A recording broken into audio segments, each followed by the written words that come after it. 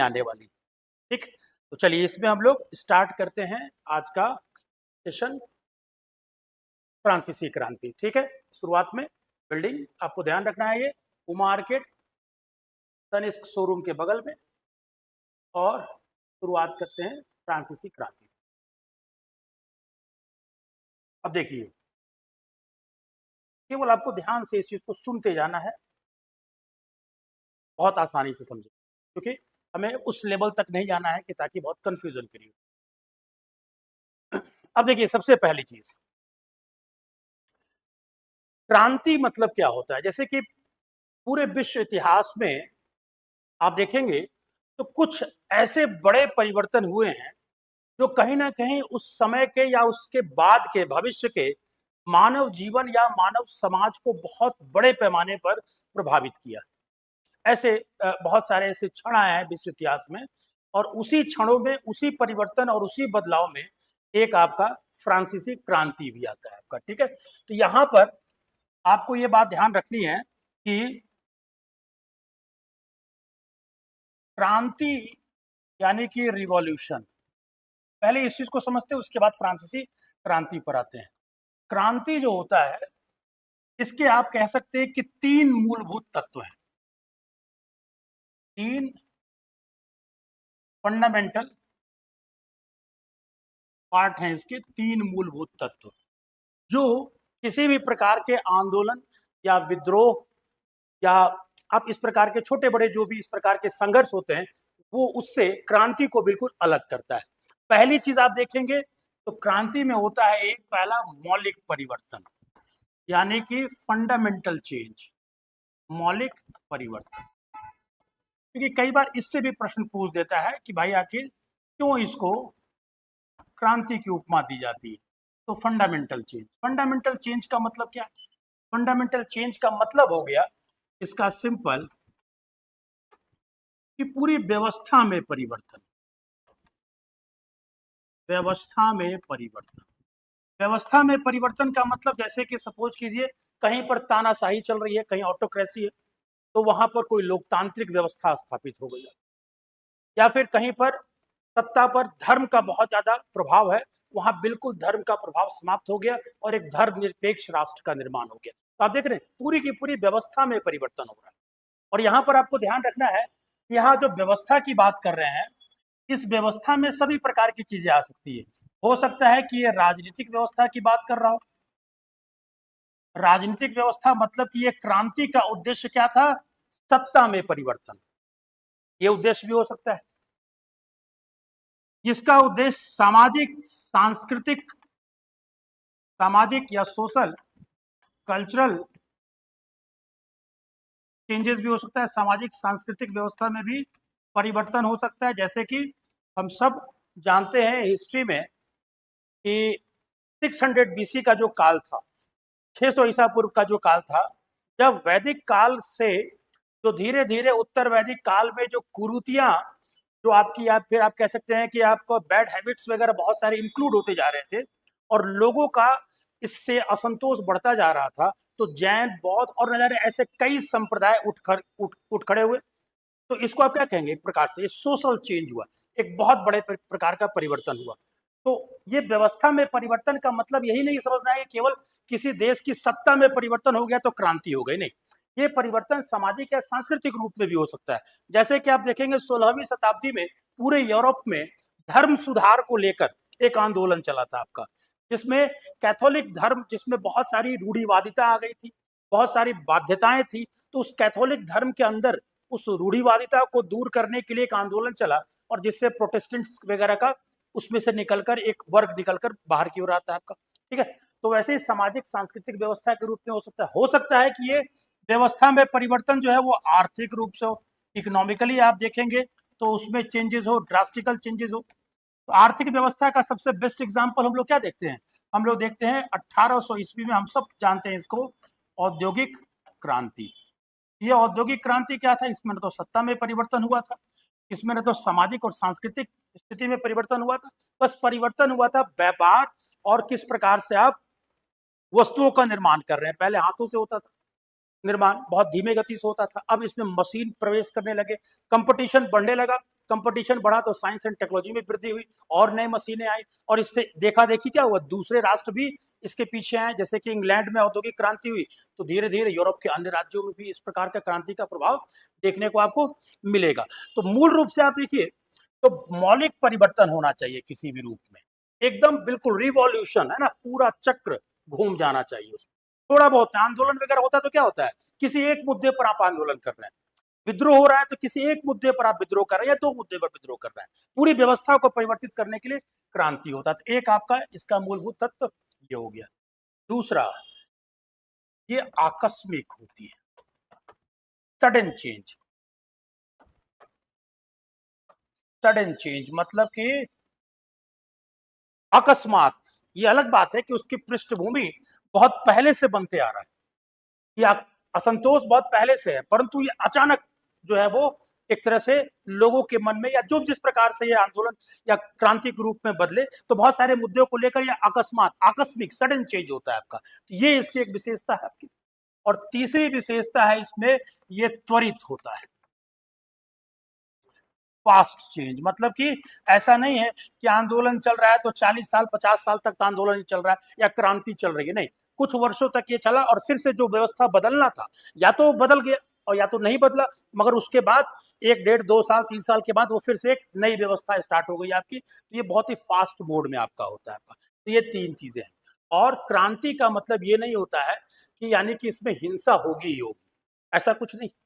क्रांति किसी भी रूप में हो सकता है कि वो बिल्कुल ब्लड बात हो, खूनी क्रांति हो, और हो सकता है कि बिल्कुल भी इसमें अहिंसा के आधार पर हो। जैसे कि 1688 ईस्वी में अमेरिका में सॉरी इंग्लैंड में आपकी गौरवपूर्ण क्रांति हुई थी, जिसमें ब्रिटेन के राजा का पावर को क्या किया गया था, कम किया गया था, और वहां के जो पार्लियामेंट की शक्ति को बढ़ गई थी आपकी। एक बहुत बड़ा बदलाव था कि एक राजा के पैर पीछे खींचे गए और लोगों के द्वारा चुने गए जन प्रतिनिधियों का पावर बढ़ा। तो ये एक प्रकार का क्रांतीय बदलाव है। तो अहिंसक भी हो सकता है, हिंसक भी हो सकता है, ये डिपेंड करेगा उस समय की क्या स्थिति है आपकी। ठीक है, तो ये मूल रूप से अगर मोटा मोटी अगर हम लोग देखें तो क्रांति का मतलब यही है। ठीक है, आज के वक्त में हम लोग देख लेते हैं, कई बार छोटे छोटे चीजों को भी कह दिया जाता है, like green green revolution. Green revolution वाकई में है, क्यों इसको क्रांति की क्यों संज्ञा दी गई, क्योंकि इससे उत्पादन का स्तर बढ़ा, इसमें बहुत सारी वेराइटीज, बहुत सारी फसलों की किस्म आ गई आपकी। इसमें क्या हुआ आपका, फसलों की किस्म के साथ साथ आपका कम समय में पौधे तैयार होने लगे, और इस तरह से भारत में जो खाद्यान्न की समस्या थी वो खाद्यान्न की समस्या दूर नहीं, दूर भी हो गई, भारत आत्मनिर्भर भी हो गया खाद्यान्न पर और बहुत बड़े पैमाने पर बेचने भी लगा आपका। इसलिए आप कहते हैं इसको ग्रीन रिवॉल्यूशन। ये क्रांति शब्द पहले समझना जरूरी है, और इसलिए बोलते हैं कि फ्रांस की क्रांति जो है वो विश्व इतिहास में एक बहुत बड़ा नाम रखता है। वो आज भी हम पढ़ते हैं और इतिहास में इस क्रांति का बहुत ज्यादा इम्पैक्ट भी देखने को मिला है। ठीक, अच्छा इसमें क्या करेंगे कि ताकि मिटे नहीं, आगे आगे बढ़ाने से पहले। हाँ, ये मिट जाएगा ना। अच्छा कोई बात नहीं, तब तक मैं आप लोग अगर चाहें तो इसका स्क्रीनशॉट ले लीजिए, ये नहीं रहेगा। ठीक? अच्छा ऊपर वाले है ना, कोई बात नहीं। तीन चीज याद रखना है, मौलिक परिवर्तन, आकस्मिक और त्वरित, यानी गतिशील होता है। हाँ, वो तो मिटाना होगा।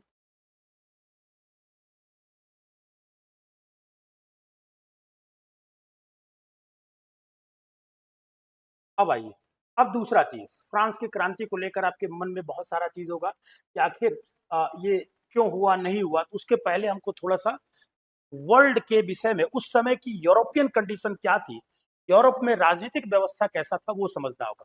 बहुत आसानी से आप समझेंगे। देखिए आपके पीछे एक वर्ल्ड का नक्शा है, ठीक, ये आज का नक्शा, उस समय कुछ ऐसी स्थिति नहीं थी, मगर फिर भी आपको हम इसको शॉर्ट में बताते हैं कि ताकि समझना जरूरी है कि क्या स्थिति थी। एक और मैप से भी आपको हम बताएंगे आपका। ठीक है, इसमें आप देखिए, यहां पर यूरोप का जो हिस्सा आपको दिख रहा है, ये वाला भाग, इस यूरोप में ये रहा आपका फ्रांस का इलाका। कलर चेंज, ये आपका फ्रांस का बेल्ट है। ठीक है, और ये फ्रांस में किसका शासन था, फ्रांस में शासन था पूर्वो राजवंश का, यानी कि इसको कहा जाता है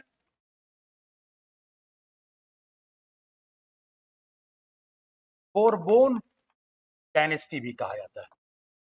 ठीक है, तो आपसे कहेगा, पहली चीज तो ये ध्यान रखना है कि फ्रांस में जब क्रांति हुई तो उस समय कौन सा राजवंश था, तो वो था आपका बुरबॉन डायनेस्टी। ठीक है, ये याद रखिए। अब आइए इसके बगल में आप देखेंगे तो इंग्लैंड में भी ऑटोक्रेसी थी आपकी, मतलब इंग्लैंड में भी इसी प्रकार का राजतंत्र था। यहाँ पर कोई राजतंत्र का नाम नहीं था, इसको रॉयल फैमिली कहा जाता है आपका। इसके बाद देखिएगा इधर, इधर में आपको ऑस्ट्रिया, ऑस्ट्रिया हंगरी, आज दो अलग अलग देश हैं, परंतु उस समय ऑस्ट्रिया के क्षेत्र में ऑस्ट्रिया हंगरी जो था वो एक था। तो ये समझना बहुत जरूरी है कि उस समय की वर्ल्ड की कंडीशन क्या थी। तो ऑस्ट्रिया हंगरी में आप देखेंगे तो हैप्सबर्ग, हैप्सबर्ग डायनेस्टी था या राजवंश था। ठीक है, ये समझ जाएंगे तभी जाकर आसानी से आप समझेंगे। तो ऑस्ट्रिया हंगरी का इलाका हैप्सबर्ग राजवंश के अंतर्गत था आपका। और इटली का जो बेल्ट है, इटली आज आप जो देखते हैं इटली, वो उस समय वैसा इटली नहीं था, मतलब कि वो कई छोटे बड़े भागों में बटा था, कई छोटे छोटे राजवंश थे उसमें। उस पर कुछ पर बुर्बो वंश का राज था, कुछ पर हैप्सबर्ग का था, कुछ पोप के अधीन था। आज भी आप जानते हैं रोम जो है वो पोप के अधीन है। इटली क्या था आपका, इटली कई भागों में बटा हुआ था, कई भागों में बटा हुआ था। ठीक है ना, अब इसमें आपको ध्यान रखना है, कई भागों में मतलब कि कुछ हैप्सबर्ग के अंतर्गत था, कुछ बुर्बो डायनेस्टी के अंतर्गत था, कुछ पर पोप का शासन था और कुछ पर वहां के स्थानीय जमींदारों का शासन था। इटली एक तरह से उस समय कोई देश था ही नहीं, इटली नाम का उस समय कोई देश ही नहीं था। ये कब की बात कर रहे हैं, फ्रांस की क्रांति की बात कर रहे हैं, 1789 ईस्वी की। उसी ढंग से देखिएगा आपका जर्मनी, जर्मनी जो था ये भी लगभग 64 भागों में बटा हुआ था। जर्मनी में भी कोई राजवंश नहीं था। हाँ, आज का जो जर्मनी का मैप देखते हैं, उसी जर्मनी के मैप में एक क्षेत्र आता है पूर्वी पार्ट, पूर्वी भाग में, उसका नाम क्या था, प्रशा। याद रखना है कि जर्मनी उस समय कई भागों में बटा हुआ था और उसमें एक भाग जिसका नाम था प्रशा। तो उन सभी भागों में, उन सभी जर्मनी के टुकड़ों में सबसे मजबूत अगर कोई शासन तंत्र था जर्मनी में तो वो प्रशा था आपका।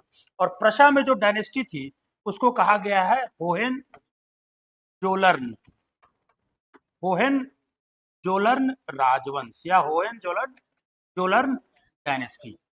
ठीक है, ये आप मोटा मोटी देख ली, ये वाली स्थिति है आपकी 1789 में। यहाँ पर भारत की बात हम थोड़ी देर बाद करेंगे, ये आप मोटा मोटी देख लीजिए। ठीक, अब आइए इसको हम लोग आपको यहाँ से भी दिखाने की कोशिश करते हैं। इसको आप इस मैप से समझ, ये देख रहे हैं आपका फ्रांस है, ये फ्रांस का इलाका जिस पर बुर्बो वंश का राजवंश था। ये देखते हैं स्विट्जरलैंड, देखिए इटली कई भागों में दिख रहा है आपको, बटा हुआ है, अलग अलग है। तो चूंकि इटली का एकीकरण जब बताएंगे तब पढ़ेंगे इसको, अभी बिल्कुल भी टच नहीं करना है। ये अलग अलग कई भागों में बटा हुआ है। ये देख रहे हैं ऑस्ट्रिया का इलाका, ये हैप्सबर्ग का था आपका। इधर रूस में आइए तो रूस में रोमानोव शासन था। कौन सा शासन, रोमानोव। यहाँ पर आप देखेंगे तो रूस में रोमानोव। अब आप इसको नोट कर लेना आपको, रोमानोव राजवंश, जिसके शासक को क्या कहा जाता था, इनके शासक को जार कहा जाता था। ये जरूर आपने सुना होगा, जार कहा जाता था। ठीक, और जर्मनी में भी कई भाग बटे हुए थे। आपको यहाँ पर एक प्रशा, देखिए लिखा हुआ है ना प्रशा, ये राजवंश जो था इंपॉर्टेंट था। ये जानना बहुत आवश्यक था, तभी जाकर आप फ्रांस की क्रांति को बेहतर तरीके से समझे। अब आइए इसके बाद टीजीटी ज्योग्राफी, ये वही बात बैचेज स्टार्ट हो चुका है, नीचे एप्लीकेशन है, डाउनलोड कीजिए। और साथ ही साथ आपको पता चले हिस्ट्री और पॉलिटी का भी टीजीटी बैच जो है वो स्टार्ट होने वाला है आपका, इसमें भी आप कर सकते हैं। नो डाउट इसके भी सिलेबस चेंज होंगे, तो आप कर सकते। अब आइए इसके बाद हम लोग देखते हैं, देख लिए कि उस समय क्या स्थिति थी पूरे के पूरे यूरोप की, अलग अलग राजवंश थे। स्वाभाविक है, राजवंश था तो उस समय कोई आज की तरह लोकतंत्र था नहीं कि जनता का सेवा। उस समय था कि आपस में इनकी दुश्मनी भी होती थी, आपस में वैवाहिक संबंध भी थे और कभी कभी लड़ भी लेते थे आपका। ये व्यवस्था था आपका, जनता बहुत त्रस्त थी। अब आइए मूल प्रश्न आपका कि आखिर ये फ्रांस में क्रांति क्यों हुई। तो क्रांति होने का सबसे पहला कारण में आप आएंगे राजनीतिक कारण, और राजनीतिक कारण को समझने के लिए हमें थोड़ा पीछे जाना होगा। कहा, लुई 14वें में। याद रखिएगा, लुई जो है ये टाइटल लगाया जाता था फ्रांस के शासक के द्वारा। ठीक है, तो 1643 से 1715। अब ये आपको याद नहीं करना, जहां हम बताएंगे जो याद करना वो याद करना है। ईस्वी मत याद रखिएगा, मगर लुई 14वां जरूर याद रखिएगा, आपको पता ही है कौन सा राजवंश था ये, बुर्बो राजवंश, बुर्बो डायनेस्टी। ठीक है। अब ये लुई 14वां, अब देखिए 1643 से 1715 ईस्वी के बीच में ये शासन था, और फ्रांस में सबसे लंबा शासन, अगर किसी लंबा शासन यानी कि इतने लंबे वर्ष तक शासन करने वाला ये पहला सम्राट था, जो कि आप देख रहे हैं कितना है, लगभग आपका इधर ही 60-70 साल तक ये शासन किया है आपका, तो सबसे लंबा शासन किया। और साथ ही साथ क्या था, ये किस प्रकार का था स्वभाव का, साम्राज्यवादी, इम्पेरियलिज्म, साम्राज्यवादी प्रकृति का व्यक्ति था। साम्राज्यवादी मतलब क्या होता है, साम्राज्यवादी का मतलब ये होता है कि ऐसा व्यक्ति जो साम्राज्य विस्तार करने में अपना जो है वो, उसका जो किंगशिप थ्योरी है, राजत्व सिद्धांत है, वो चाहता है कि अपने आसपास के क्षेत्रों को हम जीते, कि ताकि हमारा इकोनॉमिक सोर्स भी बढ़े और हमारा दबदबा भी बढ़े और हमारा डायनेस्टी का भी नाम बढ़े आपका। ठीक है, तो ये इस विचारधारा का था। आप लोग याद कीजिए, आप लोग क्या पढ़े हैं, आप लोग पढ़े हैं कि भारत में अंग्रेजों का सर्वप्रथम प्रवेश 1605 ईस्वी में आपका जो है वो हॉकिंस, जेम्स हॉकिंस आए थे, ये आप सब जानते हैं। तो मतलब भारत में अंग्रेजों का प्रवेश लगभग 1600 के बाद तुरंत स्टार्ट हो गया था, और यूरोप में फ्रांस और इंग्लैंड जो है, ये दोनों आपस में इनकी हमेशा संघर्ष होती रहती थी। दोनों राजनीतिक रूप से, आर्थिक रूप से बड़े प्रतिद्वंदी थे।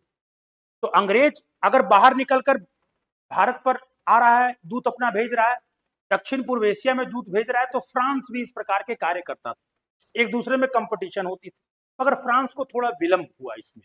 और आपको, आप लोग पढ़े होंगे कि भारत में 1668 ईस्वी में फ्रांस की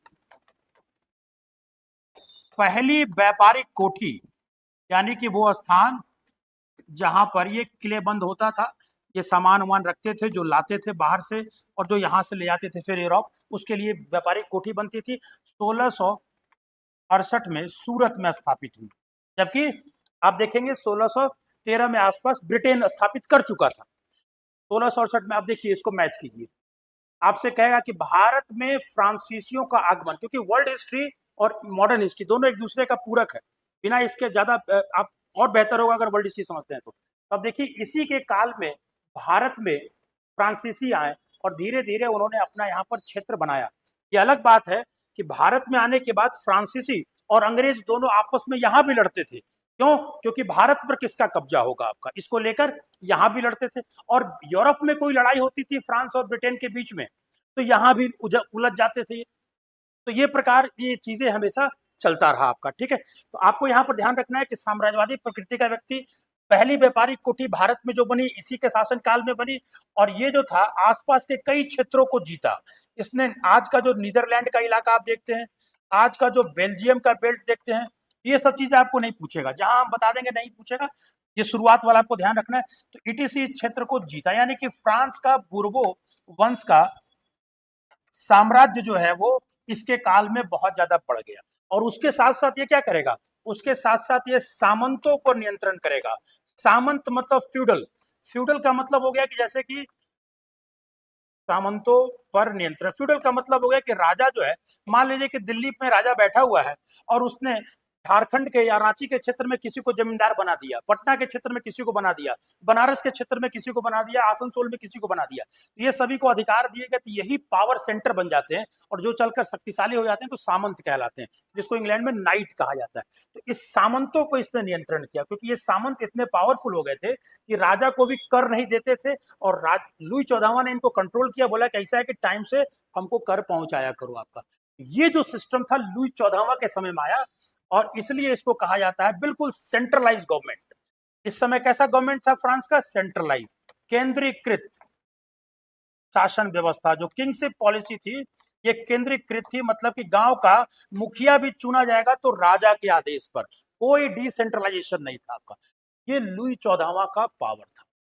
ठीक, अब यहीं से चीजें शुरू होगी आपकी। अब आइए, इसके बाद आप देख सकते हैं ये लुई 14वां है, तो हेयर का भी इन लोगों का एक ड्रेस कोड होता था, हेयर कोड अब क्या कहिए इसको। ये हो गया लुई 14वां। अब इसका एक कथन था, अब ये इतना पावरफुल था कि इसने कहा था, ये पूछता है, इसने, इसका एक बहुत ही फेमस युक्ति है, मैं ही राज्य हूं, यानी कि मुझसे बड़ा कोई, यानी कि जब अपने ही राज्य घोषित कर दिया तो यानी कि कोई भी मेरे खिलाफ अगर उठता है तो उसको दबा दिया जाए, ये इसका थ्योरी। अब आइए लुई 14वां के बाद तभी हम फ्रांस की क्रांति को समझेंगे। अब लुई 15वां, आपके बगल में फोटो भी लगा हुआ है। लुई 15वां जो है, अब ये बनेगा शासक आपका, ये डेट भी उतना महत्वपूर्ण है, 1715 से 1774 के मध्य शासक बने। अब वही बात, मौर्य साम्राज्य अगर आज इतना पावरफुल है बना, गुप्त साम्राज्य इतना पावरफुल बना, तो इसके पीछे का कारण क्या है? चंद्रगुप्त मौर्य के बाद उसका बेटा बिंदुसार भी जो बना, उसने भी उस साम्राज्य को संभाल कर रखा, मतलब योग्य था। बिंदुसार के बाद अशोक भी था, योग्य था, उसने साम्राज्य को बड़ा किया। परंतु ये क्रम में आगे बढ़ेंगे तो जहां कमजोर शासक मिलेगा वो क्या हो जाएगा? भड़बड़ा जाएगा। इतना बड़ा साम्राज्य बाप दादा ने जो बताया वो उसको संभाल ही नहीं पाएगा। वही चीज आप देखिए गुप्त काल में भी चंद्रगुप्त जो था, उसके बाद आप देखेंगे समुद्रगुप्त, चंद्रगुप्त, विक्रमादित्य, कुमारगुप्त, स्कंदगुप्त वगैरह था, जब पावरफुल थे, उसके बाद जैसे ही आगे चलकर कमजोर शासन आएगा वो बिखरना शुरू होगा। वैसा ही कुछ यहाँ पर हुआ। अब लुई 15वां को लगा कि पिताजी ने तो इतना बड़ा साम्राज्य को बना ही दिया है, तो उसको अब क्या करना है, उसको अब आराम से इसको जीना है। तो मतलब कि ये व्यक्ति जो था, ये भोग विलास में लिप्त हो, भोग विलास में लिप्त मतलब कि खर्च वगैरह ज्यादा करने लगा आपका। और आपको यहाँ पर ध्यान रखना है क्या, जिसके कारण स्वाभाविक है कि जब भोग विलास में अगर राजा लिप्त हो गया, जनता के प्रति जो है वो उसका, जनता के प्रति जो उसका जिम्मेदारी थी वो निभा नहीं रहा था। स्वाभाविक है, जिम्मेदारी निभा नहीं रहा था, तो क्या हो गया, जनता में आक्रोश बदलता जा रहा था, जनता में आक्रोश बढ़ता जा रहा था। और एक चीज और भी ध्यान रखिएगा, लुई 14वां यानी कि इसके पिताजी लुई 14वां के समय में, भाई युद्ध जो इतने हो रहे थे, तो युद्ध में तो पैसा खर्च होगा ना, तो युद्ध में जो था बहुत ज्यादा खर्च हो रहा था आपका। और खर्च होने से क्या हो रहा था, राजकोष पहले से ही क्या हो रहा था आपका, खाली हो रहा। और उसके बाद रहा सहा कसर जो है वो लुई 15वां ने पूरा कर दिया। वो इस चीज को ध्यान ही नहीं दिया कि कैसे हम आर्थिक रूप से अपने आप को सशक्त करें कि हमारा देश जो है वो बेहतर हो सके आपका। इसी समय एक इतिहास आप लोग पढ़े होंगे, जो नहीं भी पढ़ेंगे वो ध्यान रखिएगा, जो पढ़े होंगे जरूर याद होगा उनका, भारत में एक युद्ध हुआ, तृतीय कर्नाटक युद्ध, तृतीय कर्नाटक युद्ध। और ये तृतीय कर्नाटक युद्ध जो है वो 1757 से 63 के बीच में हुआ, के बीच, किसके किसके बीच में, तो फ्रांस या फ्रेंच वर्सेस अंग्रेज। पहले ही बताया हमने आपको कि इन दोनों के बीच में सत्ता को लेकर, भारत में कौन राज करेगा इसको लेकर संघर्ष होता था। और यूरोप में भी लड़ाई होती थी, तो यहाँ लड़ते थे। तो हुआ क्या कि इसके समय में, लुई 15वां के समय में, ऑस्ट्रिया, अब ये पूछता है आपको एग्जाम में, ऑस्ट्रिया जो देश आप देख रहे हैं, तो ऑस्ट्रिया में राजा की डेथ हो गई, तो वहां पर उत्तराधिकार को लेकर संघर्ष शुरू हुआ। और इस उत्तराधिकार को लेकर संघर्ष प्रारंभ हुआ।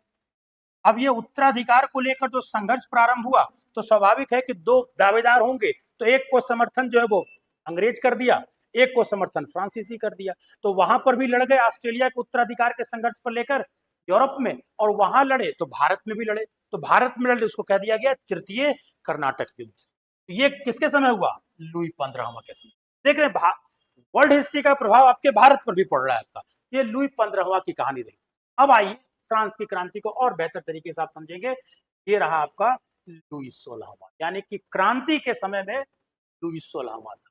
तो लुई 16वां पर आते हैं आपका, ये 1774 से 1774 से 1792 के मध्य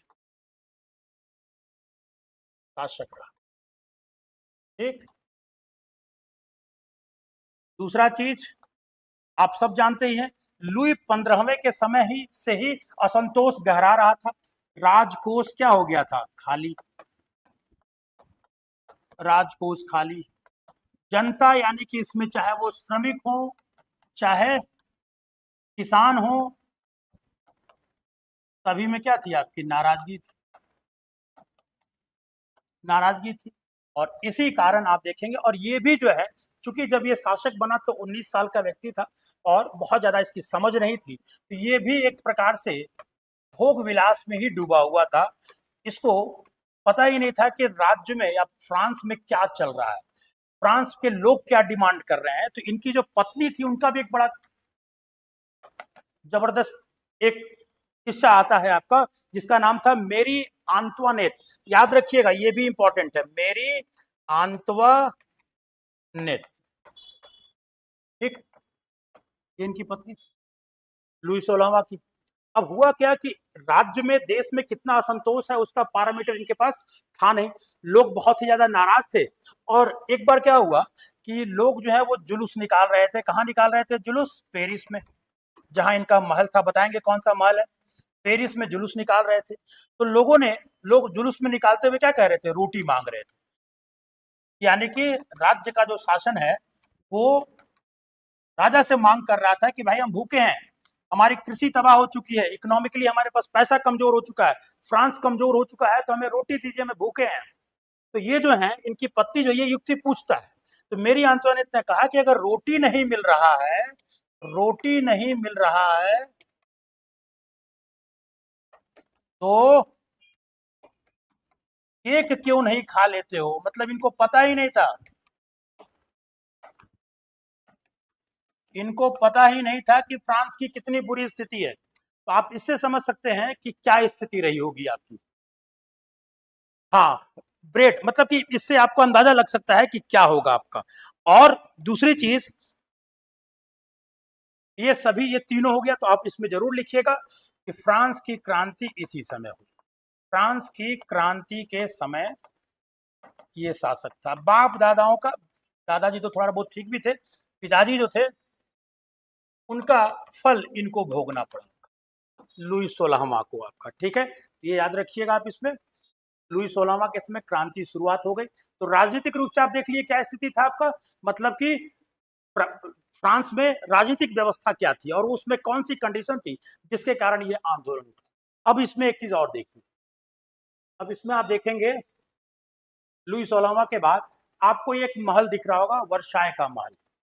ये वर्साय का महल जो था, ये इन्हीं, ये बुर्बो राजवंश के शासक का महल था, जो कि पेरिस से,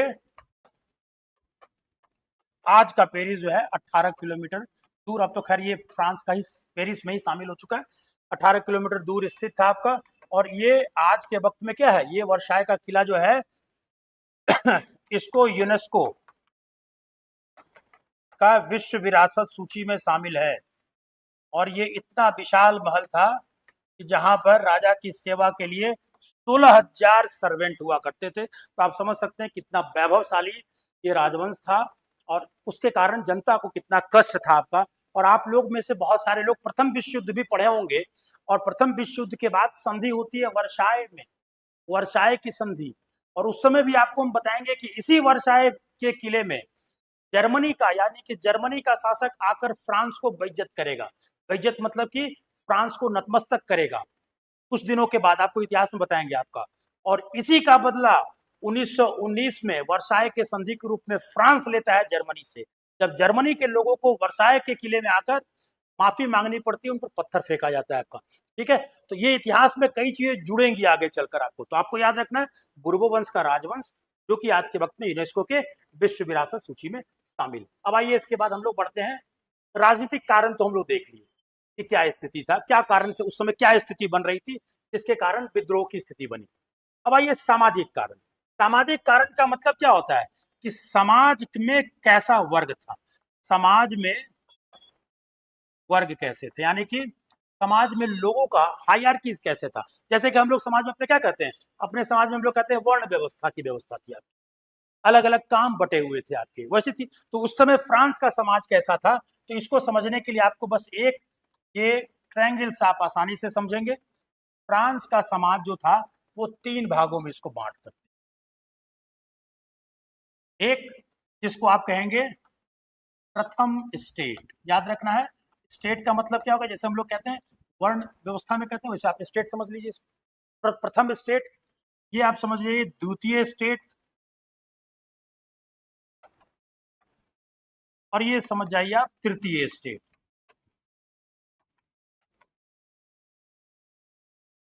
और सबके ऊपर कौन बैठा हुआ है? सबसे बड़ा राजा, और ये राजा के नीचे है।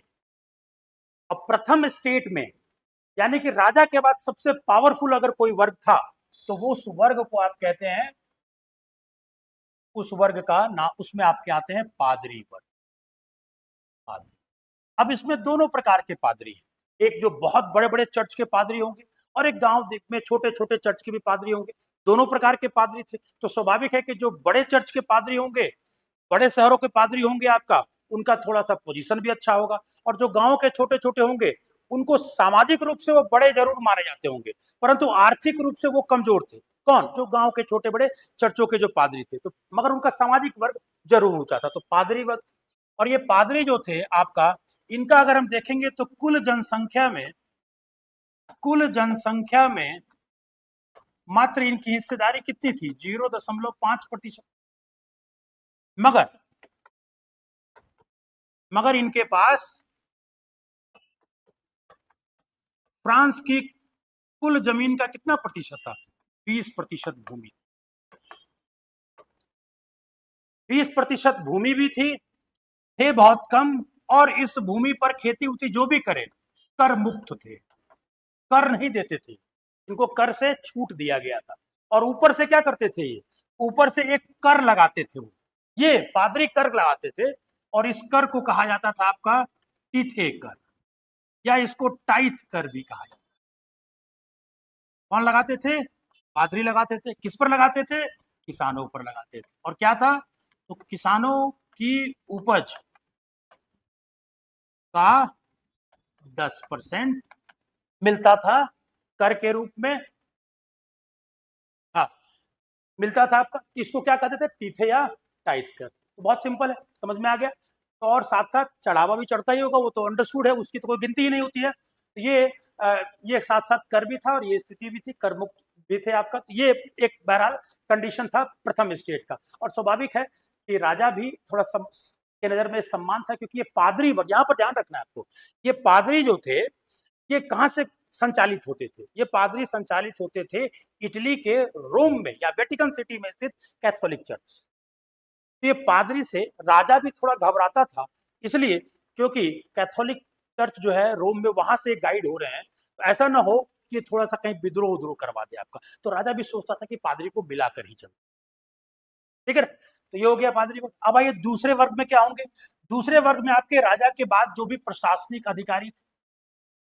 अब प्रशासनिक अधिकारी में भी जो बड़े अधिकारी थे, जो बड़े मंत्रीगण होते थे, मंत्री होते थे, या बड़े आप बात करेंगे जो राज दरबारी हैं, मंत्री उंत्री टाइप में, या फिर मंत्री नहीं भी है मगर राज दरबार में आना जाना है, रसूखदार है, तो मतलब कि इसको आप क्या कहेंगे? कुलीन वर्ग, एलिट वर्ग। और एलिट वर्ग जो था ये भी कर मुक्त थे, कर मुक्त। और पूरी फ्रांस के कुल भूमि का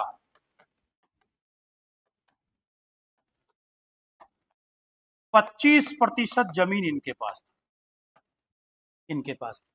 और ये दोनों मिलकर क्या करवाते थे? ये दोनों यानी कि प्रथम एवं द्वितीय स्टेट, ये हमारे इतिहास में भी है, ये क्या करवाते थे? ये दोनों मिलकर तृतीय स्टेट वाले से, यानी कि जो निम्न वर्ग है, मध्यम वर्ग है, तृतीय स्टेट वालों से बेगार करवाते थे। हमारे यहाँ भी बेगार या बिस्टी आप लोग पढ़े होंगे, बेगार करवाते थे कि आओ हमारे यहाँ खेत में काम करना, उसका कोई हिस्सा नहीं मिलेगा, हमारा आशीर्वाद तुम पर बना रहेगा। ये इस पर आपका वो लेते थे आपको। मगर आपको एग्जाम में क्या पूछेगा? आपको पूछेगा कोरबी का मतलब क्या है। तो जहां बोले कोरबी, बस समझिएगा बेगार, बेगार का मतलब हो गया कोरबी आपका। ठीक, ये स्थिति भी आपका। और साथ ही साथ क्या करते थे? इनको भी अधिकार दिया गया था कि भैया ऐसा है कि तुम भी किसानों से कर लो। और ये कौन सा कर वसूलते थे? ये वसूलते थे गैबल कर। कौन सा कर? गैबल कर। और ये गैबल कर का मतलब क्या होता है? याद कीजिए, भारत में भी सविनय अवज्ञा आंदोलन के समय महात्मा गांधी ने नमक सत्याग्रह शुरू किया था, क्योंकि नमक इसेंशियल चीज है। इस पर तुम सरकार को तो कम से कम कर नहीं लगाना चाहिए, कम से कम ये तो, इसके बिना भोजन ही नहीं बनेगा। तो ये गैबल कर जो था नमक कर था, तो वहां भी इसको लेकर बहुत ज्यादा विरोध होता था इसको लेकर। इसी ढंग से एक और कर, ये तो एक हो गया कर, इसी ढंग से दूसरा कर जिसको आप कहते हैं टैले, टैले कर। और ये टैले कर क्या था? भूमि कर। यानी कि राजा भी भूमि कर वसूल रहा है, कुलीन वर्ग भी भूमि कर वसूल रहा है, पादरी वर्ग भी किसान के ऊपर से 10% ले रहे हैं।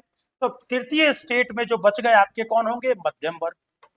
मध्यम वर्ग यानी कि शिक्षक हो, इंजीनियर हो, डॉक्टर हो, वकील हो, ऐसे लोग मध्यम वर्ग। या फिर इसमें कौन होंगे? श्रमिक वर्ग। या इसमें कौन होंगे? किसान वर्ग। ये सारे थे। और इसमें किसान वर्ग जो था वो बड़ा था, इसलिए बड़ा था क्योंकि आज भी पूरे यूरोप में सबसे उर्वर फर्टाइल एग्रीकल्चर लैंड अगर किसी देश में है तो वो फ्रांस में। तो इसलिए उस समय भी था, इसलिए वहां के किसान सशक्त थे। सशक्त मतलब कि यूरोप के अन्य देशों की तुलना में उनका उत्पादन क्षमता जो था फसलों का वो ज्यादा था आपका। तो किसानों के पास अगर आप बात करेंगे या ये तीनों को मिला के बात करिए तो लगभग इनकी जो आबादी थी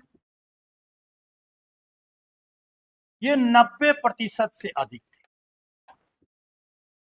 और आप अंदाजा लगा सकते हैं कि सारा का सारा कर का बोझ इन्हीं पर भी था। तो अब ऐसी सामाजिक स्थिति में होने के बावजूद ये अलग बात है कि अन्य यूरोप के देशों से फ्रांस आज उस समय भी कृषि उत्पादन में अधिक था, बौद्धिक वर्ग ज्यादा था, पढ़े लिखे लोग ज्यादा थे, मगर उसके बावजूद भी इस प्रकार की व्यवस्था ने लोगों को क्या किया? आंदोलन के लिए प्रेरित किया, क्रांति के लिए प्रेरित किया। क्योंकि क्रांति भी खाली पेट नहीं होता है।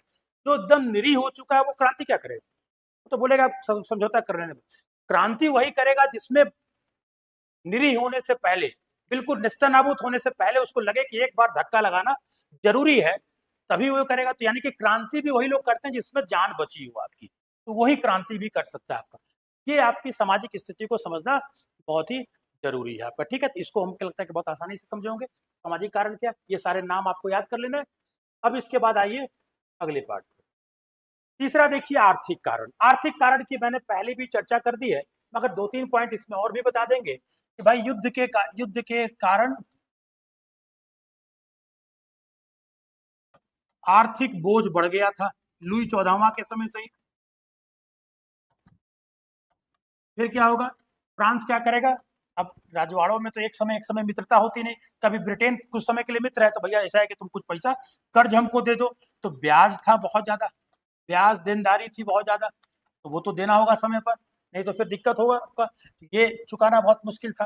फिर साथ से साथ क्या हो गया आपका? 1770 से लेकर आप देखेंगे 1780 के बीच में अकाल की स्थिति बन गई। तो कोड़ पर खाज मतलब कि एक बहुत बड़ा फैमिली आपके यहाँ पर आ गई इस स्थिति में। तो अब ये सारे कारण जो थे ये एक प्रकार से आर्थिक मंदी की ओर ढकेल रहा था आपका, और समाज और भी ज्यादा पिसता चला गया आपका। अब विकल्प एकमात्र यही था कि भैया ऐसा है कि राजा जो है वो एक काम नहीं कर रहा, इसको पलटो। और सबसे बड़ा चीज देखिए, किसी भी आंदोलन या कोई भी क्रांति के पीछे एक बौद्धिक चेहरा होता है, वो जो उनको बताता है, उनको नेतृत्व करता है। जरूरी नहीं आगे लेकर डंडा लेके रहेगा, उसका नेतृत्व मतलब विचार से नेतृत्व देगा, वो क्रांति को एक रास्ता देता है आपका। चाहे विश्व में कोई भी क्रांति, उसके पीछे बौद्धिक विचारक का योगदान है, चाहे वो नाजीवाद का ही क्यों ना हो, हिटलर ही क्यों ना आया हो, मुसोलिनी क्यों ना आया हो, उसके पीछे भी कोई ना कोई राजनीतिक विचारक का ही योगदान रहा है आपका। तो इन विचारकों में आपको सबसे पहला नाम क्या रखना है? मॉन्टेस्क्यू। याद रखिएगा, बहुत इंपॉर्टेंट है, फिगर भी लगा हुआ है आपका। और ये हालांकि क्रांति से पहले इनकी डेथ हो चुकी थी, परंतु थे फ्रांस के, तो फ्रांस में जन्म हुआ था। क्या इनकी खासियत? मॉन्टेस्क्यू जो है इनकी बुक है एक, तो पुस्तक का नाम बहुत ही फेमस है, इसको आप लिख सकते हैं, लिखेंगे क्या याद करना है, द स्पिरिट ऑफ लॉ।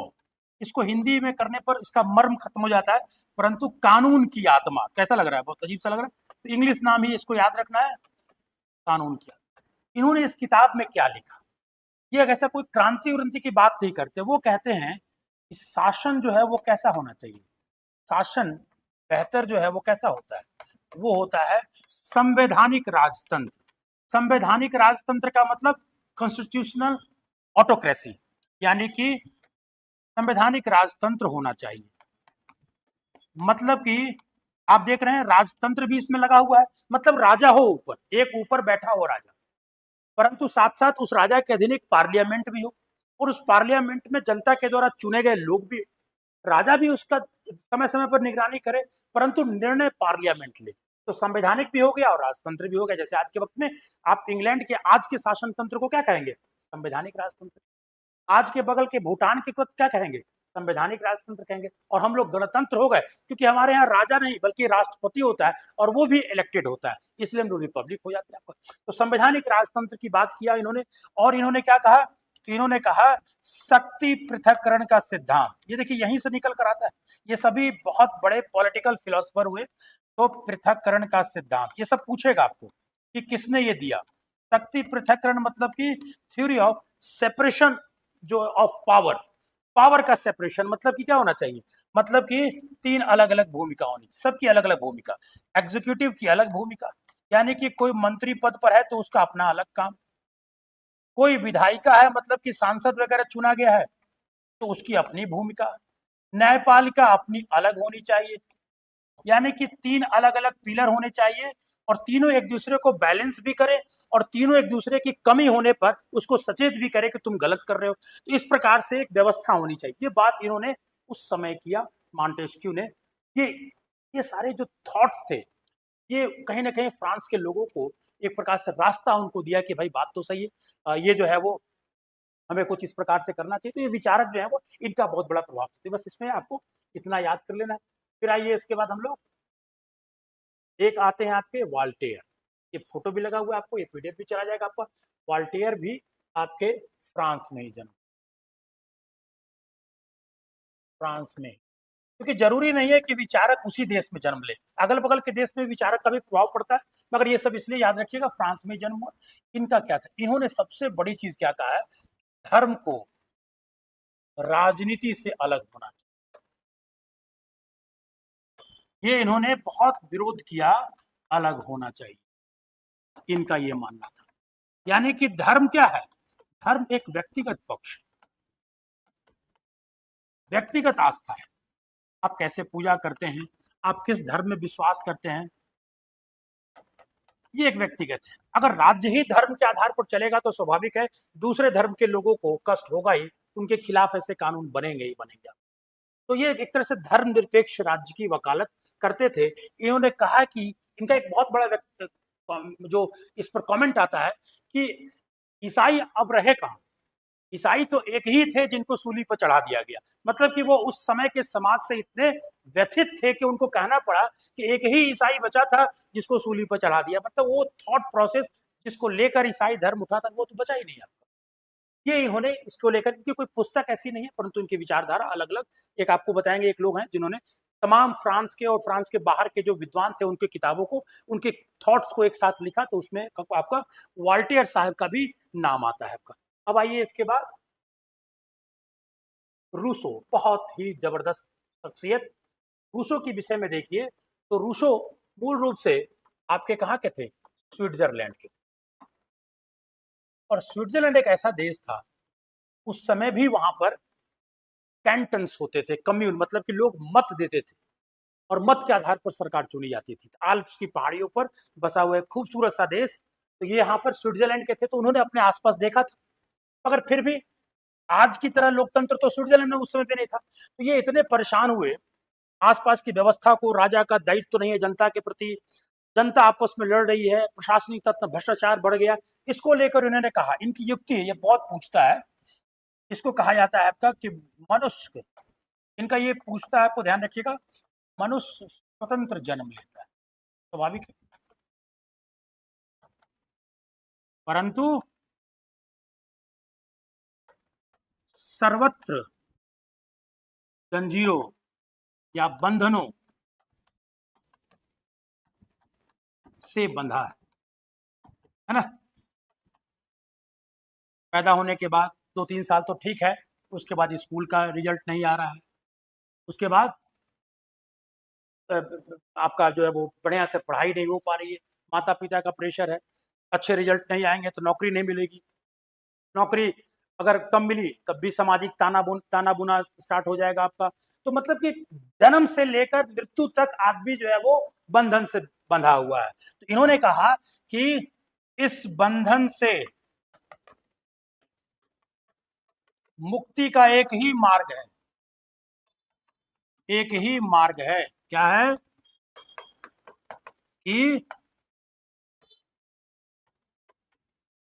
प्राकृतिक आदिम यानी कि एंशिएंट एज में अवस्था में लौटो। मतलब कि अवस्था में लौटो मतलब कि अब जो आदि मानव थे उनको तो टेंशन नहीं था कि संपत्ति जमा करना है, जमीन खरीदना है, घर बनाना है, हमारा प्रमोशन क्यों नहीं हो रहा है, उसके पास इतना क्यों सामान है, ये तमाम लफड़ा तो नहीं था आदिम समाज में। उनका कहना था कि इस मुक्ति से एक ही उपाय है कि छोड़ छाड़ के जंगल उंगल में चले जाओ। पूरा समाज जो है वो प्राकृतिक आदिम अवस्था में लौट कर चला है। और इसी को लेकर इन्होंने अपना एक कॉन्सेप्ट दिया जिसको कहा जाता है the theory of natural will. प्राकृतिक, ये ध्यान रखिएगा, प्राकृतिक पूछेगा प्राकृतिक इच्छा का नियम या प्राकृतिक इच्छा का सिद्धांत, जगह नहीं इसलिए इंग्लिश में बोल देते हैं आपको, the theory of natural will, ये इनका था। तो पूछेगा आपको कौन सा, ये किसने दिया? तो रूसो ने। और अपनी सारी चीजें जो है उन्होंने एक पुस्तक में लिखी, जिस पुस्तक का नाम है, बहुत पॉपुलर पुस्तक है, उसका नाम है द सोशल कॉन्ट्रैक्ट। इसको भी इंग्लिश में याद रखिए, ज्यादा अच्छा रहेगा, सोशल कॉन्ट्रैक्ट, ये पुस्तक का नाम है। एक और पुस्तक है, एक और पुस्तक के नाम है इसमें एमिल, ये, मगर ये इंपॉर्टेंट है, ये इंपॉर्टेंट है, ठीक है। और आगे चलकर हम देखेंगे नेपोलियन बोनापार्ट आएगा। नेपोलियन जो थे वो इतना प्रभावित थे रूसों से, उन्होंने कहा कि यदि रूसो ना होता, यदि रूसो ना होता तो क्रांति ना होती। ये एग्जाम में पूछेगा। तो इतना प्रभावित था कि अगर रूसो ना होता तो क्रांति ना हो। तो और भी बहुत सारी थ्योरीज है परंतु उसमें हमें नहीं जाना है आपका। तो ये प्राकृतिक इच्छा का सिद्धांत, द सोशल कॉन्ट्रैक्ट, और इसकी और जो किताबें हैं आपने इसका ध्यान रखिएगा रूसो के संदर्भ में। अब आइए इसके बाद, तो हमने बौद्धिक विचारक का भी देख लिया, क्रांति क्यों हुई आपकी। अब एक आता है अमेरिकी क्रांति का प्रभाव।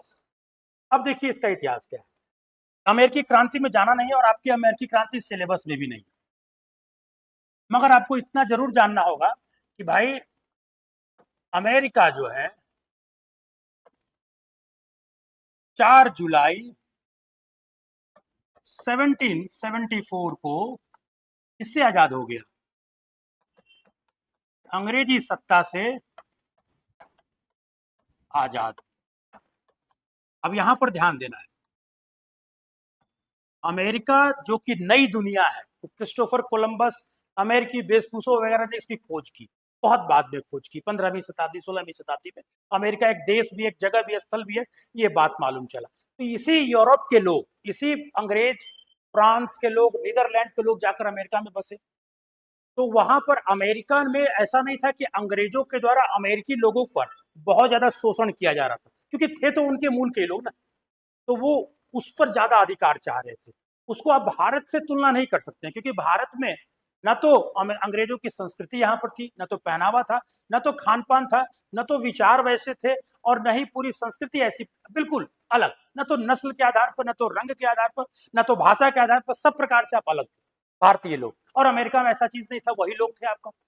तो अमेरिका आजाद होता है 4 जुलाई 1774 से, अंग्रेजों से ही। तो अंग्रेजों ने भी ज्यादा नहीं बोला कि चलो ठीक है कोई बात नहीं, लड़ाई लड़ी अंग्रेजों ने भी। और यहाँ पर अमेरिका में, अमेरिका संघर्ष में अंग्रेजों के जो, यानी कि अमेरिका में जो अंग्रेज सेनापति थे जो अमेरिकन से लड़ रहे थे, जॉर्ज वाशिंगटन, बेंजामिन फ्रैंकलिन वगैरह से, तो ज्यादा नहीं जाएंगे, कंफ्यूजन होगा। उनका नाम था, इसलिए आपको नाम लिख रहे हैं क्योंकि इस नाम से आप परिचित हैं, लॉर्ड कॉर्नवालिस, जो आपके भारत के भी गवर्नर जनरल बनेंगे। अमेरिका का स्वतंत्रता संघर्ष में अंग्रेजों के सेनापति वहां पर लॉर्ड कॉर्नवालिस थे। और ये युद्ध 1774 ईस्वी में समाप्त हुआ, अमेरिका आजाद हो गया। मगर इसमें फ्रांस की क्रांति का क्या योगदान है? इसलिए क्योंकि आपको पता है कि यूरोप में ब्रिटेन और फ्रांस दोनों में शत्रुता थी, प्रतिद्वंदिता थी। तो अमेरिका में जो अमेरिका के जो स्वतंत्रता सेनानी थे को किसका सहयोग मिल रहा था? फ्रांसीसी सेना का सहयोग था।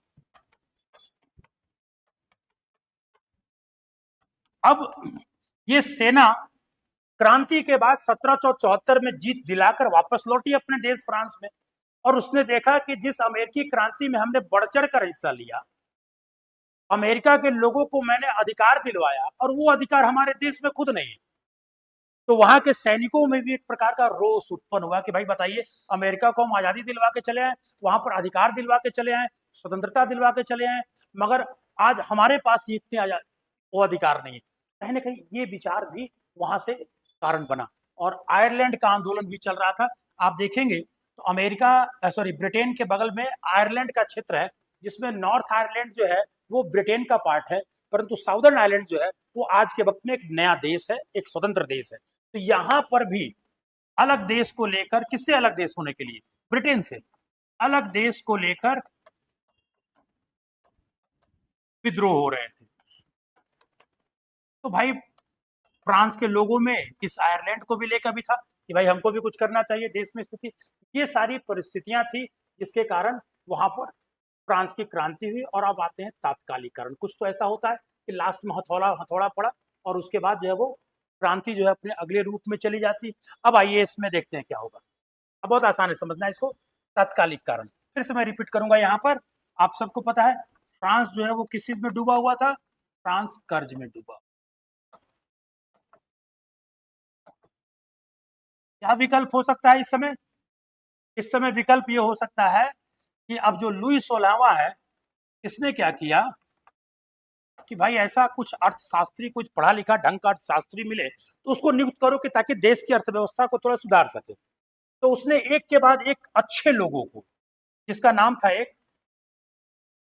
तुर्गो, याद रखिएगा इस नाम को, तुर्गो, नेकर, इनको क्या बनाया? एक के बाद एक वित्त मंत्री बनाया। यहां पर ध्यान रखना है आपको, पहले तुर्गो को बनाया, फिर तुर्गो को लेकर थोड़ा कुछ कंफ्यूजन हुआ तो फिर नेकर को बनाया आपका। और इन सब ने क्या सलाह दी? इन सब ने सलाह दी कि ऐसा है कि भाई आपके यहाँ कुलीन वर्ग जो है, कुलीन वर्ग और पादरी वर्ग जो है, इन पर भी टैक्स लगाइए, पर भी टैक्स लगाइए।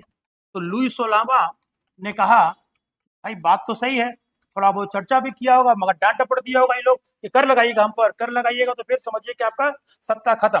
तो फिर बेचारा लुई 16वां जो डर गया कि नहीं नहीं ऐसे काम नहीं चलेगा, एक काम करते हैं, तृतीय स्टेट पर ही कर बढ़ा देते हैं। तृतीय स्टेट जो है किसान, श्रमिक, मध्यम वर्ग पर ही कर बढ़ा देते हैं। अब ये लोग जो अर्थशास्त्री लोग थे, ये लोग बोले भैया तुमको जो करना है करो, अब हम तुम्हारा साथ नहीं देंगे। तो तृतीय स्टेट पर ही कर को बढ़ा देते हैं। तब क्या हुआ? तब एक देखिएगा बहुत बड़ा एक निर्णय बता रहे हैं आपको। पूर्व वंश के शुरुआती दौर में ही एक ऐसी व्यवस्था बनी थी जिसमें यह कहा गया था कि राजा के नीचे पार्लियामेंट टाइप की भी एक चीज होगी और उस पार्लियामेंट में जनता के प्रतिनिधि शामिल होंगे। परंतु वो, उसका नाम क्या था? उसका नाम था आपको बता रहे हैं, ये जो व्यवस्था थी इसको स्टेट जनरल कहा गया है। मैं उसका को डेट बता देता हूं, ये है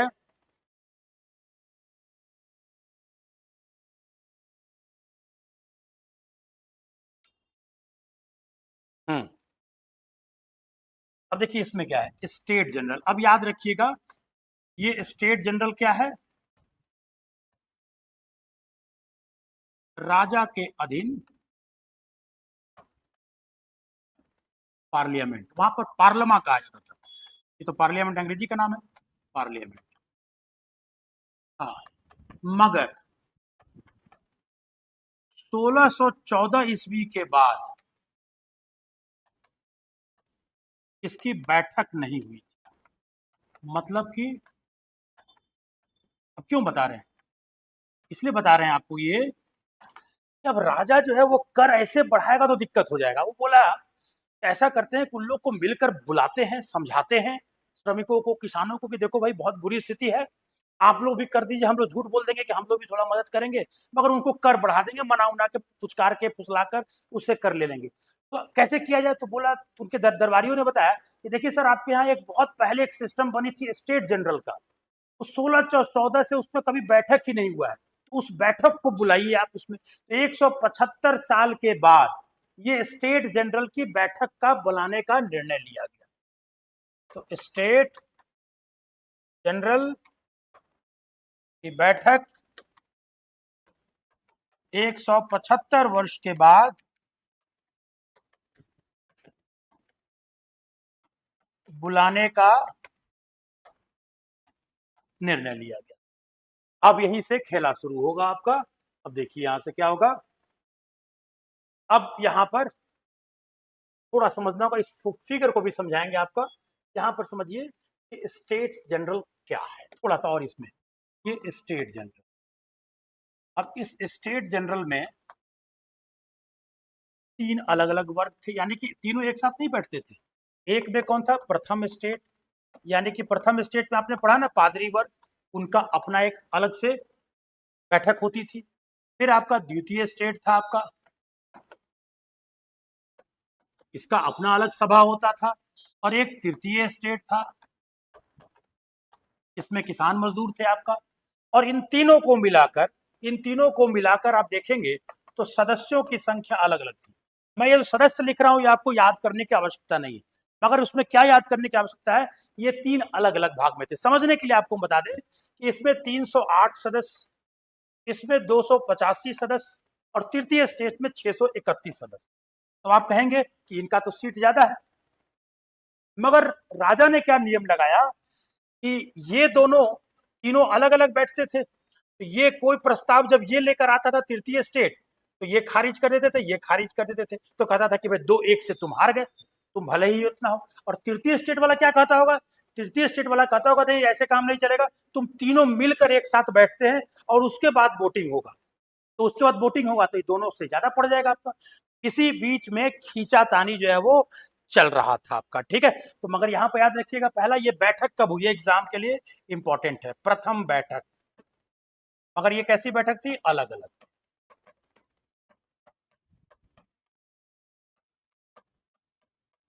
ये प्रथम बैठक कब हुई, 5 मई 1789।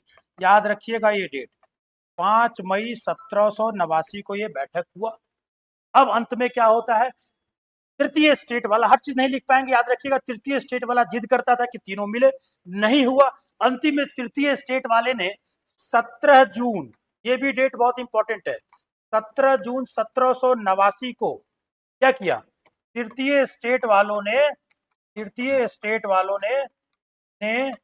अपनी सभा को क्या घोषित कर दिया, अपनी सभा को राष्ट्रीय सभा घोषित कर दिया। याद कीजिए फ्रांस का पार्लियामेंट का नाम क्या है, नेशनल असेंबली। इसी को इंग्लिश कीजिएगा तो क्या होगा, नेशनल असेंबली। तो तृतीय स्टेट ने अपनी सभा को राष्ट्रीय सभा घोषित कर दिया। बोला कि ऐसा है कि तुम लोग अब साथ में आओ चाहे नहीं आओ, हम लोग जो है वो अपना निर्णय करेंगे। और तो अब ये घोषित कर दिया इसमें। और ये क्या हुआ, गुस्सा के ये लोग क्या किया कि तुम लोग के साथ तुम लोग का जो वर्साय का महल है उसमें मीटिंग ही नहीं करेंगे, क्योंकि राजा ने उस मीटिंग स्थल को बंद भी करवा दिया था। क्योंकि देखा राजा ने कि भाई ये लोग बहुत ज्यादा कानूनची कर रहे हैं। तो 20 जून को, अब ये भी डेट बहुत इंपॉर्टेंट है, 20 जून 1789, ये तृतीय स्टेट वाले क्या करेंगे, उसी महल के बगल में एक टेनिस कोर्ट था, टेनिस खेले जाते थे, उसी टेनिस कोर्ट में इन्होंने बैठक की, टेनिस कोर्ट में बैठक की और शपथ ली। अब ये आंदोलन जो है वो नहीं रुकेगा आपका। अब देखिए 3 डेट, प्रथम बैठक कब हुई, कब राष्ट्रीय सभा घोषित किया, कब टेनिस कोर्ट की बैठक हुई। अब राजा को थोड़ा लगा कि भाई थोड़ा गड़बड़ हो रहा है मामला, अब इस चीज को संभालना होगा, नहीं तो फिर गड़बड़ हो जाएगा चीजें। तब अंत में क्या होगा आपका, राजा जो है वो कहेगा अच्छा ठीक है, ठीक, चलो तुम लोग साथ में, हम लोग बैठते हैं, एक साथ ही हम लोग मीटिंग करते हैं। इस तरह से आपका चौथा डेट आपका जो है वो, ये देखिए ये स्टेट जनरल जब एक साथ बैठेंगे ये, तो कुछ इस प्रकार से आपका आएगा। तो 23 जून 1787, अगर कहानी के रूप में याद रखिएगा तो ये बहुत आसानी से समझ में आएगा। 23 जून 1789 संयुक्त बैठक हुई, संयुक्त बैठक हुई। और क्या हुआ, अब इस बैठक में मान लीजिए कि सब जुट गए, प्रथम द्वितीय तृतीय सब। अच्छा एक बात आपको ये पता भी होगा, याद कीजिए पादरी वर्ग में जो छोटे वर्ग के, जो गांव देहात के जो पादरी थे, उनका समर्थन था तृतीय स्टेट को, वो मानते थे कि नहीं भाई बात सही है, इनको मिला चाहिए, गुप्त रूप से कहीं ना कहीं समर्थन उनका इधर था आपका। तो अब ये क्या होता है आपका, 23 जून को हुआ और ये संयुक्त बैठक में निर्णय लिया गया कि 9 जुलाई को ये जो कमिटी बनी, ये जो पूरा का पूरा बैठक हुआ, इसको क्या घोषित कर दिया गया, संविधान सभा घोषित कर दिया। समझिए शांत आराम से। कैसे हमारे यहाँ भी क्या हुआ, कैबिनेट मिशन आया, कैबिनेट मिशन के बाद हुआ कि देश में संविधान भी बनेगा। तो संविधान बनने के लिए एक संविधान सभा बनाया गया जिसके अध्यक्ष राजेंद्र प्रसाद बने, और एक शासन का संचालन करने के लिए एक व्यवस्था बनी, उसके लिए उसके अध्यक्ष जीवी मावलंकर बने। तो अब इससे संयुक्त बैठक जो उसमें हुआ कि अब देश में एक नया संविधान बनना चाहिए और हम लोग मिलकर संविधान बनाएंगे 9 जुलाई को। अब जो है लुई 16वां के कान खड़े हो गए, भैया लगता है कि अब सीधे निपटाने के ही पक्ष में है ये लोग हमको, ठीक है ना। तो लुई 16वां जो है वो डर गया, बेचैन हो गया, और साथ में ऐसी कोई घटना होती है तो आसपास और जितने राज्य थे, ऑस्ट्रिया, हंगरी, स्पेन, इंग्लैंड और भी छोटे बहुत प्रशा, ये सबको भी लगा कि ऐसा है कि फ्रांस को भी समर्थन नहीं करेंगे तो हमारे यहाँ के देश के लोग भी ऐसा ना हो कि वो लोग भी आंदोलन पर आ जाए, इसलिए कहीं ना कहीं उनको फ्रांस का समर्थन जो है वो उनको मिलता जा रहा था इसमें। तब ऐसी स्थिति में क्या होगा कि राजा बेचैन हुआ, तो और इसी बीच में क्या हुआ कि कहा जाता है कि राजा जो है वो धीरे धीरे क्या जुटाने लगा, शस्त्र जुटाने लगा। कि भैया ऐसा है कि इसको एक बार, ये लोग बहुत ज्यादा उछल रहे हैं, तो इनको ऐसा किया जाए कि इनको एक बार में उपाय करते हैं, तो सारा शस्त्र जुटाइए कि ताकि देश भर में एक बार में धावा बोल के क्रांतिकारियों को कुचल दिया जाएगा आपका। ये सब कुछ चल ही रहा था कि वहां से अफवाह लोगों तक उड़ गई, और जब अफवाह उड़ गई तो लोग जो है वो सतर्क हो गए, बोले कि ऐसा है कि अच्छा ठीक है राजा, तुम जो है हमें समाप्त करने की कोशिश कर रहे हो। तो इसने क्या किया, 14 जुलाई, याद रखिएगा ये डेट, 14 जुलाई 1789, ये कौन सा किला है, ये किला है बास्तिल का किला। और 14 जुलाई 1789 को क्या होता है, पूरी जनमानस, कोई इसमें सब मिलकर मध्यम वर्ग सभी के प्रथम द्वितीय स्टेट को छोड़ के जनमानस ने बास्तिल के किले पर आक्रमण किया, और आक्रमण करके क्या करेगा, शस्त्र तो लूटेगा ही, जो सैनिक रोकेंगे उनकी हत्या भी की जाएगी, और क्या करेंगे, यहाँ पर जो कैदी थे उन कैदी को छुड़ाया जाएगा आपका, और पूरा फ्रांस में एकदम खुशियां मनाई गई कि बास्तिल के किले को हमने तोड़ दिया। क्यों इंपॉर्टेंट है, आज भी फ्रांस का राष्ट्रीय दिवस क्या है, 14 जुलाई। नेशनल डे जैसे हम लोग मनाते हैं 15 अगस्त, तो फ्रांस का नेशनल डेट जो है, डे जो है वो 14 जुलाई है। और लगे हाथ आपको एक करंट अफेयर्स भी बता दे, 2000 जैसे हमारे यहाँ होता है ना 26 जनवरी को परेड, वैसे ही 14 जुलाई को यहाँ भी परेड होता है। और 14 जुलाई 2023 को हमारे यहाँ के प्रधानमंत्री नरेंद्र मोदी जो हैं, ये फ्रांस के अतिथि थे, जैसे हमारे यहाँ बुलाया जाता है अलग अलग देशों के प्रतिनिधि को गणतंत्र दिवस में, तो नरेंद्र मोदी इसी बास्तिल डे, इसको कहा भी जाता है नेशनल डे भी कहा जाता है, बास्तिल डे भी कहा जाता है। तब देखे ये नष्ट हो गया। अब तो राजा जो है वो, अब स्वाभाविक है कि राजा को लगा कि अब कोई उपाय बचा नहीं है, अब ये लोग छोड़ने के मूड में नहीं है। तो अब क्या होगा, अब क्रांति अलग अलग चरणों में चलेगी। तो अब आइए इसमें हम लोग आगे देखते हैं क्या होगा, क्रांति के चरण, मतलब कि अब राजा तो हार गया, बास्तिल का किला भी लूट लिया गया, मगर अब कैसे व्यवस्था बनाना है, कैसे एक नई व्यवस्था को जन्म देना है, उसके लिए एक चरण चला। पहले चरण को कहा जाता है संवैधानिक राजतंत्र, यानी कि इसको आप क्या कहेंगे, इसको आप कहेंगे कॉन्स्टिट्यूशनल ऑटोक्रेसी या मोनार्की। ये हुआ आपका, ऑटोक्रेसी करना ज्यादा नहीं, मोनार्की करना ठीक रहेगा। ये थोड़ा मॉडरेट व्यवस्था था, आपको बताएंगे, बहुत आसानी से समझिएगा, अभी केवल हम इंग्लिश में नाम लेते हैं। मॉडरेट मतलब कि थोड़ा सा उग्र भीड़ नहीं थी, अभी आराम से काम हो रहा था। उग्र गणतंत्रवाद, इसमें क्या हुआ, इसमें रेडिकल समूह आ गया, तो कहा जाता है रेडिकल स्टेज, खूब मारकाट होगा इसमें। फिर आएगा डायरेक्टरी शासन, मारकाट के बाद थोड़ा शांति होता है, तो फिर से आपको क्या होगा, यहाँ पर लिबरल व्यवस्था आएगी, इसको आप कह सकते हैं लिबरल स्टेज। अब फिर जो है अंत में आपका डिक्टेटरशिप आएगा और इंपेरियलिज्म सोच आएगा। मतलब कि आगे एक एक करके पढ़ेंगे इसमें, इसको याद रखिएगा कौन कौन से चरण में गुजरा, एक करके पढ़ते हैं, बहुत आसान है समझना। ठीक है, अब तक क्या देखे, बास्तिल किला लूट चुका है आपका और तृतीय स्टेट जो है वो आगे बढ़ चुका है। तो संवैधानिक राजतंत्र की प्रक्रिया में सबसे पहले क्या होगा, सबसे पहले हम देख चुके हैं, ये संविधान सभा जो बनेगा ये क्या करेगा, ये कहेगा 30 अध्यादेश पारित करेगा कि भाई किसानों को कर इतना माफ करो, श्रमिकों को ये सुविधा मिले, है ना। ये तमाम 30 अध्यादेश, आपको बस केवल ये नाम याद रख लेना, 30 अध्यादेश पारित हुआ। फिर क्या होगा, 27 अगस्त का दिन, 27 अगस्त याद रखना है, बहुत ही इंपॉर्टेंट है। 27 अगस्त 1789, इस समय क्या होगा आपका, इस समय मानव अधिकारों की घोषणा होगी। आप लोग पढ़ते हैं ना हम लोग संविधान में ये, और पढ़ते क्या है, हम लोग पढ़ते हैं कि भारत में स्वतंत्रता, फ्रीडम, स्वतंत्रता, समानता, इक्वलिटी और बंधुत्व, फ्रेटर्निटी, ये तीनों कहां से आया है, फ्रांस के संविधान से। तो उस फ्रांस के संविधान के बनने से पहले ये स्वतंत्रता, समानता, बंधुत्व शब्द की घोषणा इसी मानवाधिकार की घोषणा में की गई। तो इसी से क्या निकल कर आया, स्वतंत्रता, समानता एवं बंधुत्व। ठीक है, ये शब्द निकल कर आए। ये तो घोषणा पत्र हो गया आपका। यहां से अब हुआ कि संविधान भी तो साथ साथ बन रहा है, मगर ये 2-3 दिनों में बनने वाली चीज तो है नहीं, थोड़ा समय लगता है आपका। तो थोड़ा समय लगा और 1791 में आपसे पूछेगा फ्रांस में क्रांति के बाद सबसे पहला संविधान कब बना, तो ये प्रथम संविधान बनेगा, क्योंकि बाद में कई बार इसमें चेंज भी होंगे। तो आपको सबको याद नहीं करना है, मगर पहला वाला याद रखिए, और थोड़ा बहुत किसी कॉन्टेस्ट में आपको बताएंगे प्रथम संविधान बना। 1791 में प्रथम संविधान बन गया। और इसमें क्या कहेगा, इसमें वही मॉन्टेस्क्यू की बात कही जाएगी आपकी। मॉन्टेस्क्यू की बात क्या कहा गया कि मतलब कि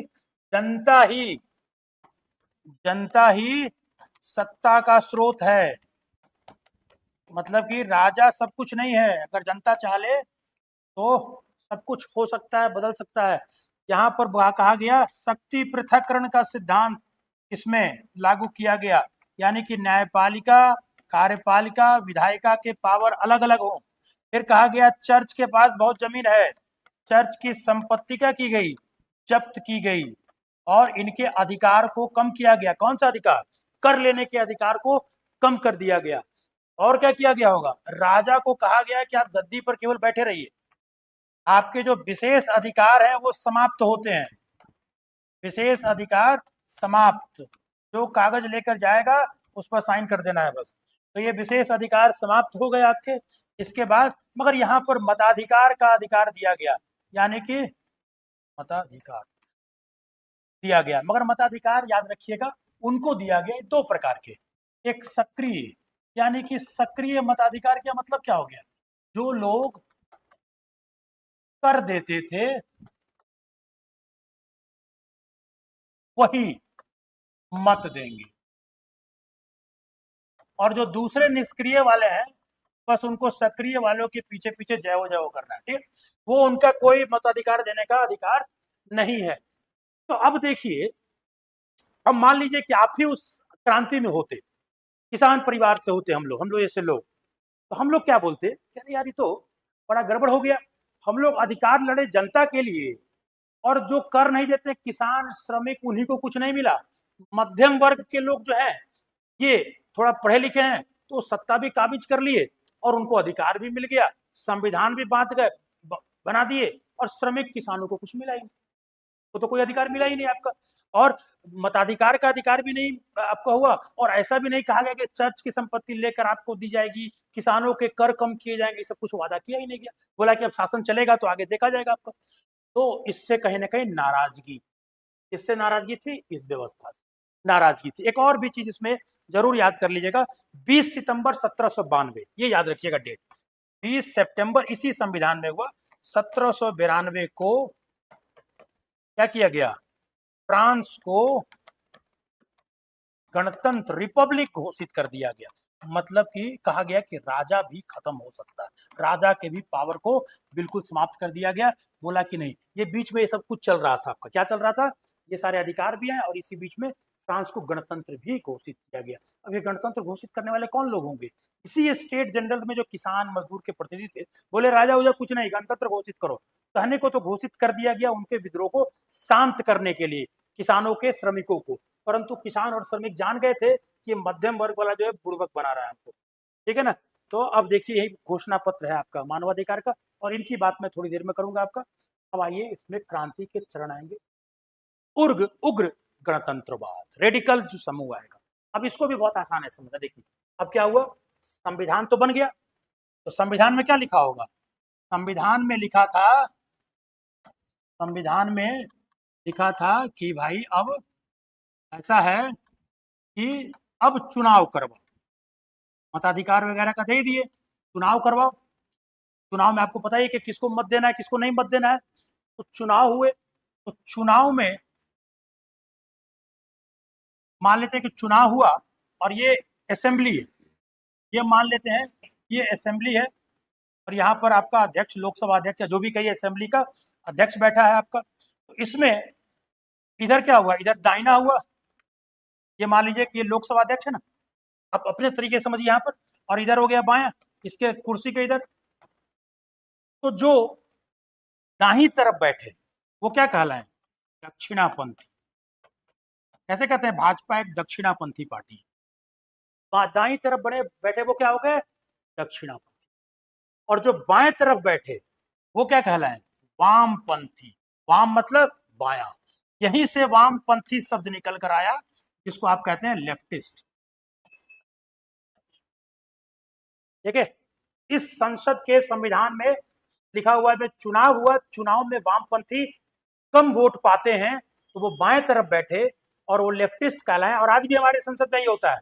और जो जीते वो दक्षिणापंथी कहलाए। दक्षिणापंथी थोड़े लिबरल स्वभाव के थे, इनका विचार जो था वो थोड़ा लिबरल था, और वो चाहते थे कि भाई, लिबरल थे और कह सकते हैं कि राजतंत्र के समर्थक थे। उनका मानना था कि भाई ऐसा है कि राजतंत्र इतना लंबा समय चल रहा है, इसको खत्म नहीं करते हैं, रहने देते हैं इसको।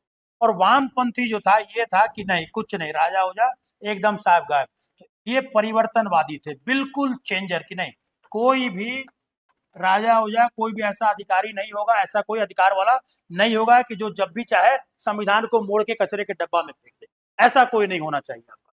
तो ये वामपंथी भी दो अलग अलग विचारधारा के, जैसे भारत में कैसे देखते हैं, वामपंथी भी आपका है, एक भारतीय कम्युनिस्ट पार्टी, एक मार्क्सवादी कम्युनिस्ट पार्टी, एक फॉरवर्ड ब्लॉक है आपका, एक माले है, तो बहुत सारे गुट हैं। तो वैसे वामपंथी के भी दो गुट थे।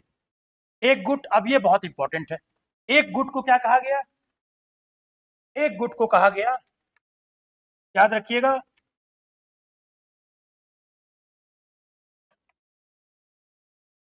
एक गुट को कहा गया जीरोनदिस्त। नाम थोड़ा अटपटा लगेगा जरूर, मगर याद भी रहेगा आपको, जीरोनदिस्त एक वामपंथी गुट। और एक गुट था कौन, जैकोबियन। एक गुट जैकोबियन, ठीक है। अब याद कीजिए, याद कीजिए, क्या याद करना है आपको, टीपू सुल्तान को। और टीपू सुल्तान के विषय में आपने पढ़ा होगा, इसने क्या किया था, अपने मैसूर में एक जैकोबिन क्लब बनाया था। क्यों बनाया था, क्योंकि उसको पता था कि अगर भारत में अंग्रेजों को कोई पराजित करेगा फ्रांस, तो उनका समर्थन प्राप्त करने के लिए वो जैकोबिन का क्लब स्थापित किया था, कि ताकि फ्रांस के लोग जो हैं वो हमारे यहाँ आए, और जो अंग्रेजों के साथ जो टसल चल रही थी उसमें फ्रांस का सहयोग मिलता है, तो कहीं ना कहीं मैसूर डायनेस्टी को बचाया जा सकता है। और भी इसके विषय में कहानी बताएंगे, मगर ये दो नाम आपको याद रखिएगा। और एक, अब इसमें बहुत सारे नेता थे, बस एक एक नेता को याद रखना है। मूल रूप से आपसे कहेगा जीरोनदिस्त का मूल बड़ा नेता कौन था, तो याद रखिएगा मादाम रोला, मादाम रोला। और एक जो है वो बुंजो। तो आपको एग्जाम में बहुत ज्यादा नहीं ये सब नाम पूछेगा, ज्यादा कहानी नहीं। जीरोनदिस्त का मादाम रोला और बुंजो, और जैकोबियन का नाम रखना है, एक नाम याद रखिएगा, रॉबिन्सपियर। बड़ी खतरनाक आदमी था रॉबिन्सपियर। और आपसे कहेगा नेपोलियन जो आगे चलकर आएगा इसमें, नेपोलियन का झुकाव भी, एक सैनिक था ये, झुकाव भी किधर था, झुकाव भी जैकोबियन। फिर आपसे कहेगा कि भाई इन दोनों में ज्यादा उग्र कौन था, ज्यादा प्रभावशाली कौन था, किसानों और मजदूरों का समर्थन किसको था। आप याद रखिएगा जिरोंदिस, हर चीज नहीं लिख पाएंगे इसलिए जगह नहीं है, जिरोंदिस याद रखिएगा, पेरिस का जो इलाका था शहर, उस पेरिस पर जिरोंदिस का कब्जा था और कुछ बड़े शहरों पर उसका कब्जा था, जबकि आम जनमानस में गांव में जैकोबियन था। जिरोंदिस थोड़ा जैकोबियन से उदार थे और जैकोबियन जो थे वो बिल्कुल कट्टर थे कि नहीं, कोई परिवर्तनवादी नहीं, अगर कोई गलत करेगा हमारे बीच में आएगा सीधे फांसी। और ये घटनाक्रम चलेगी आगे चलकर, आप देखेंगे ये लगातार यहाँ पर इस प्रकार के प्रभाव आपको दिखाई। इसी बीच में एक घटना होती है, क्या घटना होती है वो आपको याद करने की जरूरत नहीं है, मैं बताने के क्रम में आपको बता। 1792 ईस्वी ऑस्ट्रिया से फ्रांस का झगड़ा होता है और ऑस्ट्रिया हरा देती है, किसको, फ्रांस को। अब फ्रांस के लोग जो है, खासकर जैकोबियन, इसने कहा कि ये जो बुर्बो वंश का शासक है लुई 16वां, यही जाकर सारा भेद बता दिया है और इसी के भेद बताने के कारण क्या है, कहीं ना कहीं फ्रांस की हार हुई। तो ऐसा करो कि पहले तो लुई 16वें का उपाय करना है आपका। जिरोंदिस बोलते रह गए कि ठीक है राजा है उसको छोड़ दो, बोला नहीं नहीं, जैकोबियन जो है वो आ गए कि नहीं नहीं इसका तो उपाय करना है। तो क्या उपाय किया गया आपका, तो इसका उपाय किया गया आपका, मैं आप देखिए ये फोटो तो नहीं लगा है मगर कोई बात नहीं, मैं यहाँ पर आपको लिख देता हूँ, इस जगह पर एक डेट है याद रखिएगा। इसने क्या किया, लुई 16वां को पता चल गया कि ऐसा लगता है कि आज निपटाने के प्लान में है जनता हमारी, तो वो भागने की कोशिश किया परंतु पकड़ा गया और 21 जनवरी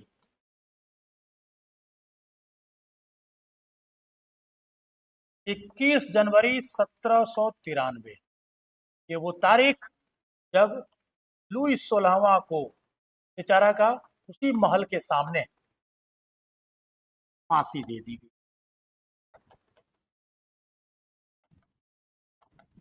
और इसको क्या नाम दिया था, इसको कहता है गिलोटीन।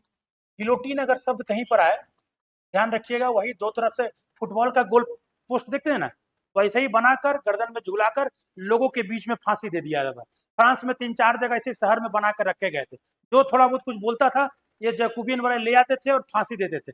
हर दिन 100-150 फांसी चढ़ती थी वहां पर, उसमें राजा साहब का भी फांसी कंप्लीट हो गया 21 जनवरी 1793 ईस्वी को। अब क्या होता है, अब जिरोंदिस भी डर गए कि भाई दक्षिणापंथी भी, इनका भी पावर कमजोर पड़ गया, जैकोबियन धीरे धीरे क्या होते गए आपके, पावरफुल होते चले गए आपका।